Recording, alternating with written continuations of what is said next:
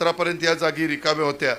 आम्ही development plan तयार केला होता, ज्या पद्धतीने प्लॅन तयार केला होता त्याच्यामध्ये रेडी रेकनरच्या अशा बऱ्याच यांनी त्रुटी ठेवल्या। त्यांना काही विजन नाही, काही नाही, काही पण बोलायचं। काही परवा तर म्हणले मला तर अरे तुरेच म्हणले जाऊ दे, माझं मीठ चाळणी आहे त्याला मी काय करू, कारण आम्हीच तर पुळका आला। पहिल्यांदा विलास म्हणला द्या द्या दादा माझा भाचा आहे। भाचा का कोण आहे रे? भाचे जावई। बर म्हणलं आता विलासचं ऐकलं पाहिजे, दिलं। म्हणलं विलास एवढं सांगतोय तर पुढं म्हणलं आता ह्याला स्टँडिंग कमिटी चेअरमन करावं। मला काय माहिती ह्यालाच पाडायला दिगल ती। पण ते असं आहे, हे काही कुणाचं नसतं, हे स्वार्थी लोक आहे, उगवत्या सूर्याला नमस्कार करणारे। सरडा कसा रंग बदलतो तशी परिस्थिती बघून हे रंग बदलणारे लोक आहेत।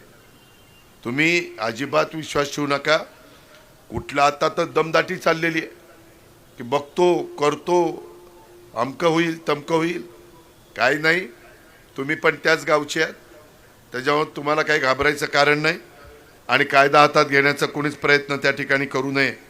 मधल्या काळामध्ये बघा, मी पुणे मुंबई रस्ता एवढा रुंद केला, काही पाडापाडी केली, पण रस्त्या लोकांना वाऱ्यावर सोडलं नाही, त्यांची पर्यायी व्यवस्था केली। आत्ता